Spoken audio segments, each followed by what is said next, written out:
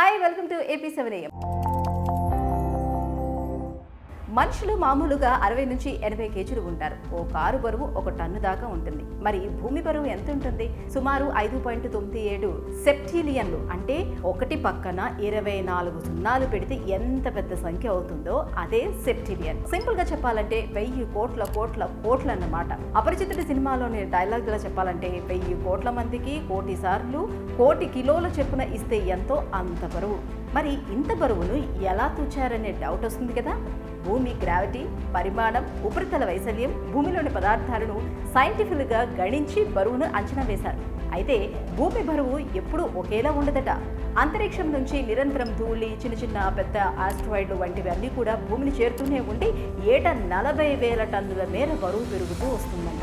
అదే సమయంలో భూమి వాతావరణం నుంచి అంతరిక్షంలోకి లీక్ అయ్యే వాయువులు, పదార్థాలతో 1000 టన్నుల కొద్ది బరువు తగ్గుతూ ఉంటుందట.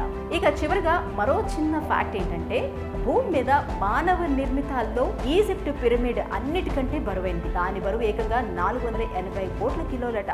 సో ఈ వీడియో కనుక మీకు నచ్చినట్లయితే లైక్ చేయండి, షేర్ చేయండి. మరిన్ని మంచి వీడియోస్ కోసం మా ఛానల్ని సబ్స్క్రైబ్ చేసుకోండి.